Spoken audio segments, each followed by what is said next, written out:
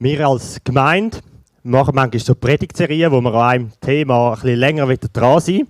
Und das letzte Thema, das war Hingabe. Wir haben so eine Predigtserie von 4, 5 Gottesdiensten oder 6 Gottesdiensten gehabt, wo wir wirklich überlegen, was heisst es, uns hinzugeben für Jesus. Und da, wenn du etwas davon verpasst hast, kannst du auch gut auf YouTube mal gehen. Wir haben jetzt so eine Playlist gemacht, wo wir alle Serien immer zusammenfassen. Dann kannst du auch dort und da einmal noch mal ein bisschen zurückhören und ein bisschen schauen, hey, vielleicht habe ich etwas verpasst, wo gibt es noch etwas, das ich persönlich noch mitgeben kann. Und was kommt, ist Gebet, Kampf auf den Knien. Das kommt so Ende Mai, Juni bis vor der Sommerferien. Werden wir uns im Gebet und dem geistlichen Kampf widmen. Und jetzt haben wir zwischendrin so ein paar Sündigen, wo wir können, so ein paar Diamanten einfach frei, was uns auf dem Herz liegt, rausgraben. Wir werden jetzt noch auf den Jahresflyer schauen. Das ist heute uns so ein bisschen, habe ich mitnehmen, um ein bisschen zurückzuschauen. Den haben wir ja gemacht von der Gemeindeleitung aus. Und ihr seht rechts die Kästchen, kämpfen auf den Knien. Das ist dort, wo wir hingehen. Und wir geben uns Jesus hin, das Mittlere von diesen 5 Kästchen rechts. Von dort kommen wir. Ich möchte euch ermutigen, auch den Flyer, wenn ihr ihn daheim habt, irgendwo hängt, vielleicht mal wieder vornehmen und überlegen, ja, wo stehen wir, wo stehen aber auch ich persönlich in dem Thema, wo wir als ganze Gemeinde das Jahr unterwegs sein. Oder vielleicht auch, wenn ihr irgendwo mitarbeitet, was heisst jetzt das Jahresthema, die Themen, wo wir als ganze Gemeinde unterwegs sind, für mein Mitschaffen, für dort, wo ich mich eingebe. Und heute haben wir den Simon Müller da. Du darfst gerne auf die Bühne kommen. Eben wie gesagt mit dem Thema. No, jetzt musst du es gerade selber sagen. Was ist das Thema heute Morgen? Neue Himmel, neue Erde. Genau, neue Himmel, neue Erde. Jetzt können wir es sogar ablesen. Wunderbar. Ich habe mich sehr gefreut. Das ist einer von diesen Diamanten, die wir heute ausgraben miteinander. Das Herzensthema von dir, Simon. Du bist unser Jugendpastor, im Moment noch in Ausbildung.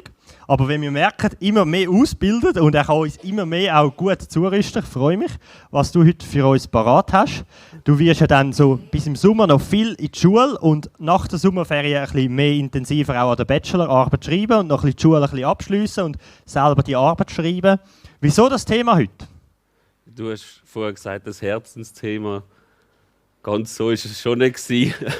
Also wir haben eigentlich eine dicke Arbeit schreiben in der Schule, Seminararbeit. Ich bin momentan gerade mit drin über das Thema. Und am Anfang war es so ein Thema, wo ich dachte, ja gut, es ist schon ein Thema, das ich selber für mich selber aussuchen, weil es einfach noch etwas Neues ist. Oder Himmel ist ja viel etwas, wo man denkt, ja, das ist doch alles ein bisschen ungewiss und da lohnt es sich vielleicht auch nicht so darüber Gedanken zu machen. Und dann bin ich auf das Buch gestoßen von John Eldredge. Ich finde das recht cool, alles neu, wo genau auf das eingeht und dann auch sagt, wir Menschen können uns nur das wünschen, was wir uns auch vorstellen können. Und als ich das so gelesen habe, bin ich wirklich, also je besser wir uns eigentlich vorstellen können, wie der Himmel wird sein, und je mehr in diesem Thema forschen, desto eher auch, also desto grösser wird die Hoffnung in unserem Herzen. Und das hat mich dann wieder angespornt, da wirklich rauszusuchen, was es alles gibt und zu forschen. Genau. Und wie verknüpfst du jetzt das für mich in ein kopflastiges Thema mit dem Alltag? Also stehst du am Montagmorgen auf und denkst, yes, in 50 Jahren bin ich dann im Himmel oder eben auf der Erde, das hören wir dann noch, wo wir dann sind. Oder wie verknüpfst du das mit deiner jüngsten Arbeit in der Praxis? Ich denke, die Hoffnung gibt uns so eine Lebenskraft, die wir nicht für uns behalten sollen. Und das ist in erster Linie mein Antrieb. Menschen, die es schwierig haben, Menschen, die im Leid unterwegs sind, Menschen, wo es vielleicht nicht immer einfach ist, bei dir ganz persönlich vielleicht auch, aber auch bei anderen. Es gibt eine Hoffnung, die so viel Kraft gibt, so viel Lebenskraft, die wir nicht für uns behalten und weitergeben. Und das jetzt im Alltag. Sehr cool. Die Predigt als Grundstein für Hoffnung im Leben. Ich freue mich und will zum Start noch beten. Ja, Vater im Himmel, danke für die Predigt, für die Worte, die wir hören dürfen, für die Worte, die du für uns parat hast. Ich bitte dich, mach du unsere Herzen, unsere Ohren offen und schenke uns wirklich auch einen Verstand, der hören kann, dass du zu uns redest. Segne du jetzt Simon, seine Worte, seine Gedanken. Amen. Amen. Danke, Andi. John Eldredge, falls das Buch jemand auslehnen will, man darf das gerne bei mir abholen und mit nach Hause nehmen und lesen. Tolles Buch, lohnt sich.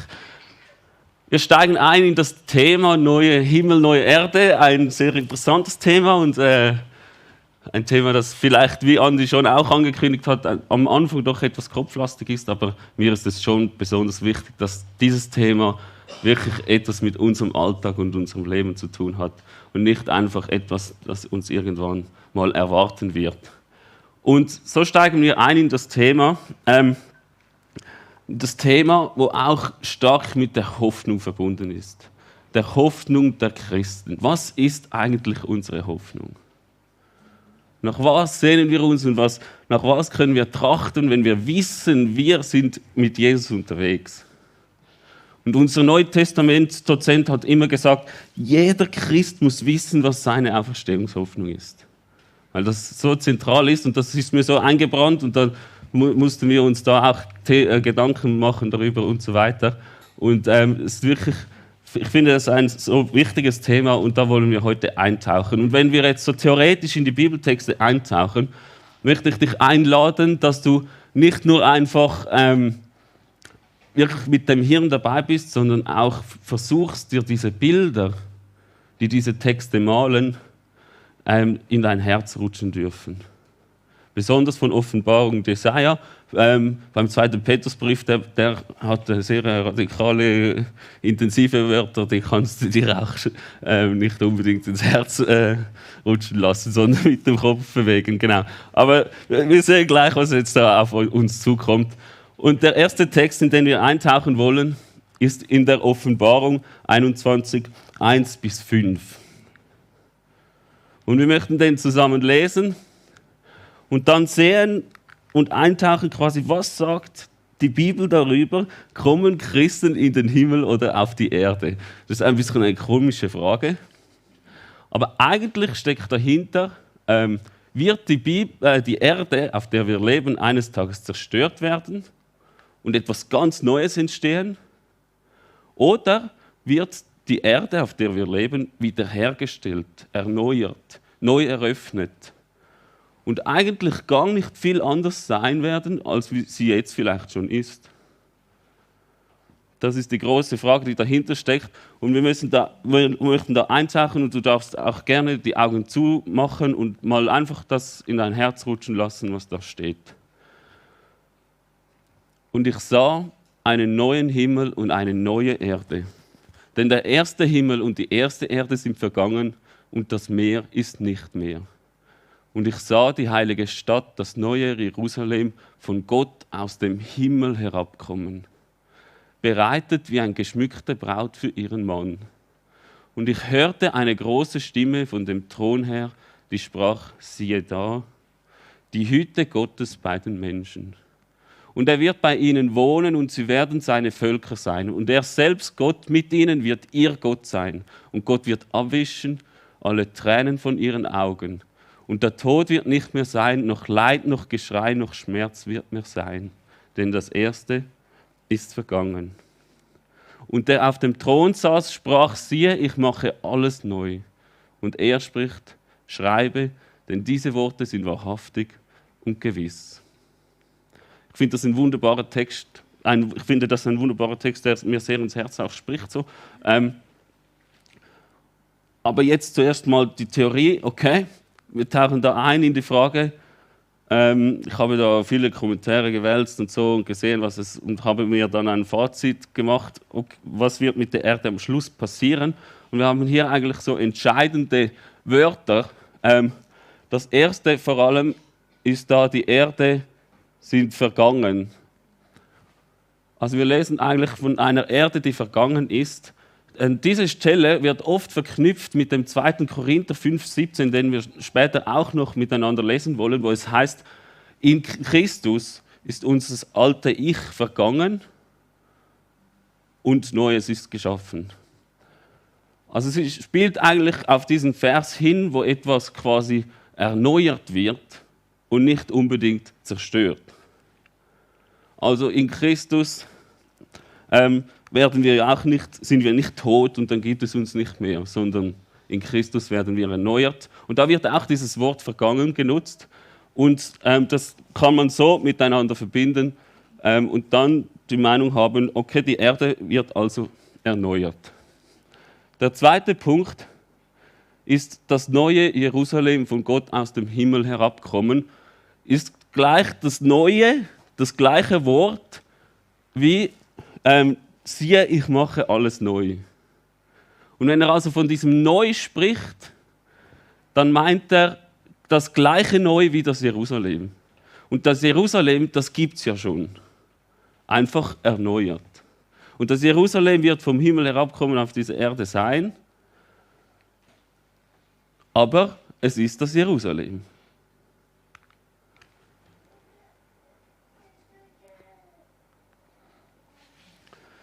Dann lesen wir im 2. Petrus 10 bis 13. Der hat ein bisschen härtere Worte für das Ganze. Es wird aber des Herrn Tag kommen wie ein Dieb, dann werden die Himmel zergehen mit großem Krachen, die Elemente aber werden vor Hitze schmelzen und die Erde und die Werke, die darauf sind, werden nicht mehr zu finden sein. Wenn nun das alles so zergehen wird, wie müsst ihr dann dastehen im heiligen Wandel und frommen Wesen, die ihr das Kommen des Tages Gottes erwartet und ihm entgegeneilt, wenn die Himmel vom Feuer zergehen und die Elemente vor Hitze zerschmelzen. Wir warten aber auf einen neuen Himmel und eine neue Erde nach seiner Verheißung, in denen Gerechtigkeit wohnt. Also er braucht da das Bild vom Feuer, das quasi die Erde reinigen wird. Ein sehr bedrohliches Wort so. Wenn man da genauer eintaucht, kann man sehen, dass eigentlich hier die Rede ist von den Elementen. Und eines der Elemente ist auch Feuer. Und gleichzeitig wird das Ganze vom Feuer zergehen.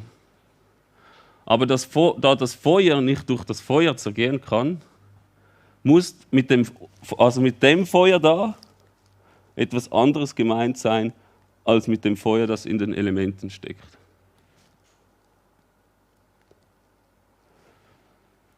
Das Feuer wird in der Bibel oft auch als reiniges Symbol verwendet. Gerade am Pfingsten, wo das Feuer vom Himmel herabkam, wurden die Menschen erneuert. Es ist ein reiniges Symbol, das auch in der ganzen Opferkultur immer wieder genutzt wurde, um zu zeigen, hey, wir möchten etwas erneuern, wir möchten das reinigen, wir möchten das Böse und die Sünden auf die Seiten legen bzw. zerstören. Und dieses Feuer ist hier gemeint. Es geht um ein Feuer, das erneuert, das wiederherstellt und neu eröffnet. Es ist kein zerstörendes Feuer, sondern es ist ein Feuer, das wiederherstellt. Und dann noch zum letzten Textabschnitt, der ist ein bisschen länger, aber auch da wollen wir eintauchen. Denn siehe, ich will einen neuen Himmel und eine neue Erde schaffen, dass man der vorigen nicht mehr gedenken und sie nicht mehr zu Herzen nehmen wird. Freut euch und seid fröhlich immerdar über das, was ich schaffe. Denn siehe, ich erschaffe Jerusalem zu Wonne und sein Volk zu Freude. Und ich will fröhlich sein über Jerusalem und mich freuen über mein Volk. Man soll in ihm nicht hören die Stimme des Weines noch die Stimme des Klagens. Es sollen keine Kinder mehr da sein, die nur einige Tage leben, oder Alte, die ihre Jahre nicht erfüllen, sondern als Knabe gilt, wer 100 Jahre alt stirbt und wer die 100 Jahre nicht erreicht, gilt als verflucht. Sie werden Häuser bauen und bewohnen. Sie werden Weinberge pflanzen und ihre Früchte essen. Sie sollen nicht bauen, was ein anderer bewohne, und nicht pflanzen, was ein anderer esse. Denn die Tage meines Volkes werden sein wie die Tage eines Baumes. Und ihre Händewerk werden meine Auserwählten genießen. Sie sollen nicht umsonst arbeiten und keine Kinder für einen frühen Tod zeugen, denn sie sind das Geschlecht der Gesegneten des Herrn und ihre Nachkommen sind bei ihnen. Und es soll geschehen. Ehe sie rufen, will ich antworten. Wenn sie noch reden, will ich hören. Wolf und Lamm sollen beieinander weiden. Der Löwe wird Stroh fressen wie das Rind, aber die Schlange muss Erde fressen.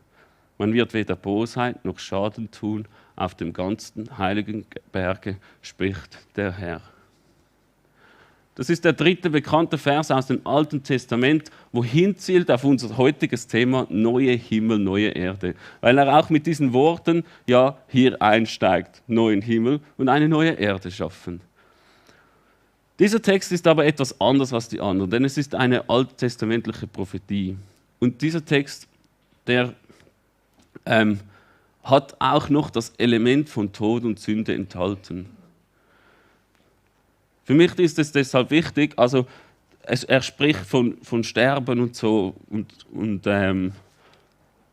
genau, und für mich ist es wichtig, dass man hier das unterscheidet. Weil es ist definitiv klar, dass auf der neuen Erde und im neuen Himmel kein Tod mehr sein wird, dass kein Leiden mehr sein wird. Und das ist deshalb ein Text, der auf das 1000-jährige Reich hinweist. Jesus wird wiederkommen. Und auf das hoffen wir. Jesus wird wiederkommen und wird dann durch das 1000-jährige Reich den Himmel erneuern. Ein Prozess starten, der bereits heute angefangen hat.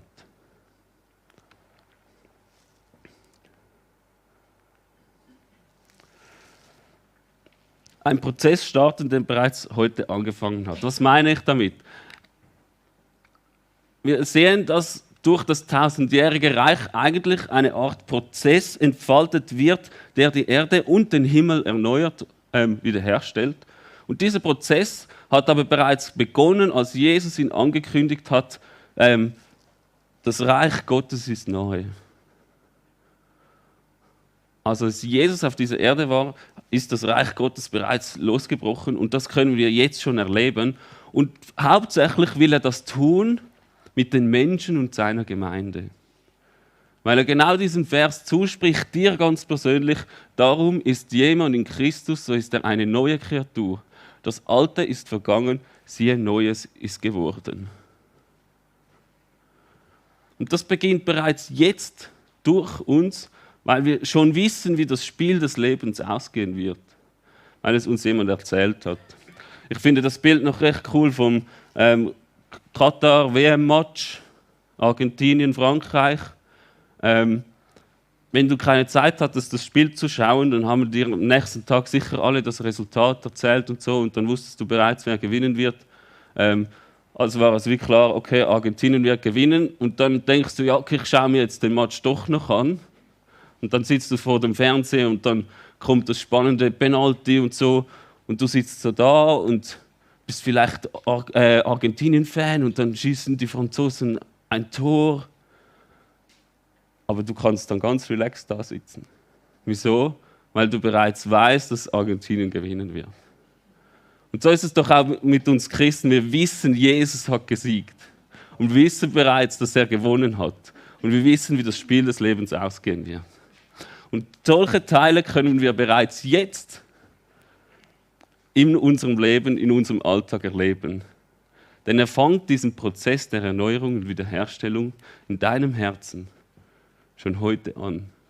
Er will dich neu machen.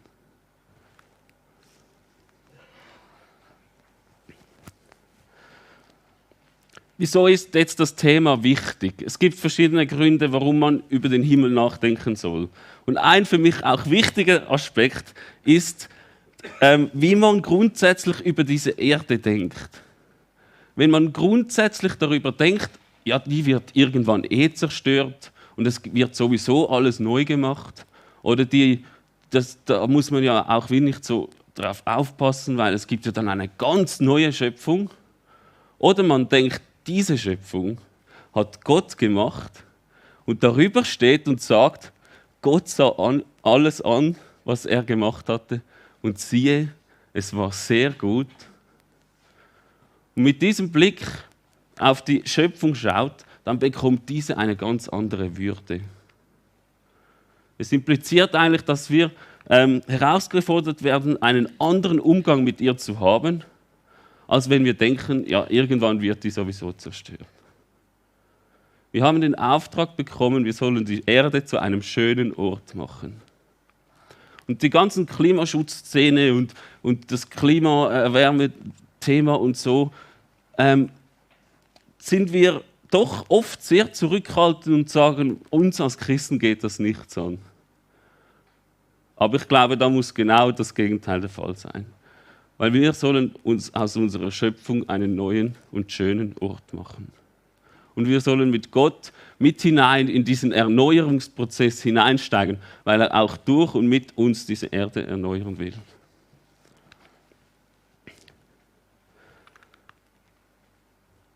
Was aber das Wichtigste ist, und das möchte ich heute Abend betonen, auf dem wir unsere Hoffnung aufbauen. Ich finde noch ein cooles Bild, ich weiß nicht, ob ihr das kennt, von der Untersuchung der Ratten. Die haben ja Ratten in Wasserbecken geworfen und dann sind die Ratten mussten da schwimmen und die sind alle nach 15 Minuten ertrunken. Und dann haben sie wieder Ratten genommen, haben sie ins Wasser getan und haben sie nach 14 Minuten rausgenommen. Und dann haben sie wieder reingetan und wieder schwimmen lassen und sie haben zig Stunden ausgehalten. Meine Ratten sind sehr gute Schwimmer, aber gleichzeitig hatten sie auch die Hoffnung, dass sie wieder gerettet werden. Und das war der entscheidende Unterschied. Die ersten Ratten sind noch 15 Minuten ertrunken, die hatten einfach keine Hoffnung mehr. Das Leben war sehr schwierig und wie auch immer. Und die zweiten Rassen, die wussten, irgendwann wird jemand kommen und sie wieder retten. Diese Hoffnung ist so lebensspendend. Und wie groß ist doch die Hoffnung der Christen?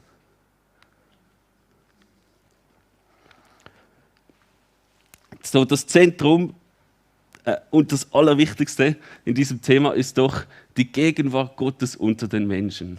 Ich finde das Bild atemberaubend, wo Jerusalem vom Himmel auf diese Erde kommt und unter den Menschen wird wohnen. Wieso finde ich das so genial? Weil ich denke, die Sehnsucht Gottes nach den Menschen ist so viel größer als die Sehnsucht des Menschen nach Gott. Seine Liebe zu den Menschen ist so viel größer. Wieso? Weil er von Anfang an sich immer wieder vom Himmel herabbeugt zum Menschen und ihm begegnen will. Das fängt ganz am Anfang in der Bibel an und hört dann schlussendlich auf, wenn das neue Jerusalem auf dieser Erde und Gott wieder unter uns wohnen wird. Und wir mit ihm zusammen da sein können. Ich finde das unglaublich und das allein, wie er das vollbracht hat, indem Jesus, er selbst auf die Welt kam und am Kreuz für dich starb, aber nicht nur für dich, sondern wie wir im Jesaja lesen können, für die ganze Menschheit, für ihre ganze Versöhnung, für den Frieden, für das Zusammenkommen der verschiedenen Menschen, aber wie wir auch im Petrusbrief lesen können, für die Schöpfung, die er erneuern will, und wie wir am Schluss in der Offenbarung lesen können, für die Beziehung, dass Gott und Mensch wieder zusammen sein können. Für das hat Jesus am Kreuz den Tod besiegt. Und ich finde das coole Verse, weil sie eben dann so verschiedene Aspekte und Themenbereichen der Größe des Kreuzestodes von Jesus aufzeigen. Es geht nicht immer nur um dich persönlich, sondern es geht um die ganze Menschheit. Es geht um die ganze Schöpfung. Und es geht darum, dass wir wieder zusammen mit Gott sein können. Ich finde das eine unglaublich schöne Hoffnung und mega cool, wie das Ganze aufzeigt. Und jetzt einfach noch zum Schluss nochmals zusammenfassend. Okay, was bringt denn das jetzt für heute? Was machen wir mit dem? So, der erste Punkt ist, diese Hoffnung ist so stark, dass wir sie nicht für uns behalten sollen. In Römer 15 können wir lesen, dass die ganze Lehre da ist, damit wir mehr Hoffnung haben. Und gleichzeitig aber auch durch den Heiligen Geist sollen wir diese Lehre lesen und dann wird unsere Hoffnung immer stärker. Und wenn diese Hoffnung stärker wird von diesem Bild, was mal sein wird, dann sollen wir das brauchen, um für schwache und leidende Menschen da zu sein. Weil in schweren Zeiten ist Hoffnung so wichtig. weil sie eben lebensspendend ist. Am zweiten Punkt, ich glaube, wir müssen den Blick immer wieder ein bisschen verändern, wie wir diese Schöpfung sehen. Die Schöpfung hat für mich, denke ich, eine viel größere Würde, als wir ihr manchmal zusprechen oder ich ihr manchmal zuspreche. Weil Gott nicht nur den Menschen geschaffen hat, sondern er hat auch die Schöpfung gemacht und er hat den Menschen auf diese Schöpfung gestellt und er hat gesagt, siehe, alles war sehr gut.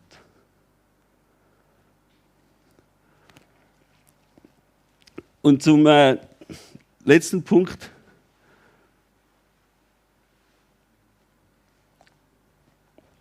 Was war der letzte Punkt?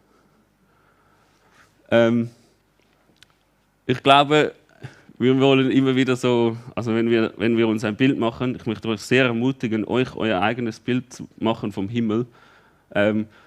Vielleicht, wenn ihr die Bibel liest, dann entsteht, weil der Text manchmal ein bisschen schwierig ist, auch ein falsches Bild, aber das macht nichts. Es ist viel wichtiger, dass du dein Bild hast. Gerade von diesen konkreten Sachen. Das muss ja nicht so genau stimmen, weil es wird dann sowieso nochmals total anders sein, als wir uns das vorstellen. Aber ich glaube, wenn wir uns das vorstellen können, dann können wir uns das auch wünschen und das füttert unsere Hoffnung. Und es wird noch viel größer sein, als wir es erwarten und es wird noch viel schöner sein, als wir es uns überhaupt vorstellen können. Aber wenn wir ein bisschen nah dran sind, dann ist das super. Also mach dir ein eigenes Bild von deiner Hoffnung. Und wie das Ganze aussieht, weil es ist so lebensspendend. Genau. Ich möchte dich einladen, wir haben Leute da, die Gebet anbieten. Wenn du irgendwelche Menschen kennst, die vielleicht gerade in schwierigen Situationen sind oder Leid haben oder so, dann darfst du nach hinten gehen. Du kannst mit diesen Leuten beten für diese Person, die du kennst. Du kannst aber auch, wenn du selber vielleicht gerade nicht diesen Hoffnungsblick hast oder er dir manchmal fehlt im Leben, möchte ich dich auch ganz herzlich einladen, nach hinten zu gehen und dieses Gebet in Anspruch zu nehmen. Sie sind für dich da und du kannst einfach auf sie zugehen und sagen, was du hast und was dein Anliegen ist. Ob für jemand anderen, weil es geht nicht immer nur um dich selber, oder für dich ganz persönlich, kannst du Gebet in Anspruch nehmen. Ich möchte zum Schluss aber auch noch beten. Vater, ich danke dir. Ich danke dir, dass wir eines Tages mit dir zusammen sein dürfen. Ich danke dir, dass du mit uns bist, dass du uns jede Träne abwischen wirst. Ich danke dir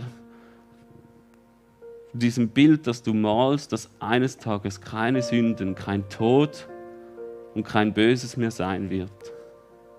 Und du hast das vollbracht am Kreuz und wir wissen, wie das Lebensspiel ausgeht.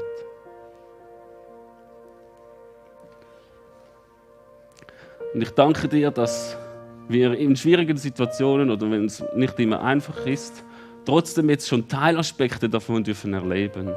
Weil du jetzt in diesen Erneuerungsprozess bereits eingestiegen bist. Das Reich Gottes kommt. Und wir dürfen jetzt schon daran festhalten und immer wieder davon profitieren, dass du in uns wohnst, dass du dich interessierst für uns, dass du bereits jetzt schon mit uns bist. Und wir freuen uns darauf, wenn es mal so weit sein wird. Und wir freuen uns darauf. Und ich schließe das Gebet mit dem Schluss der Bibel. Komm, unser Gott, komme bald. Amen.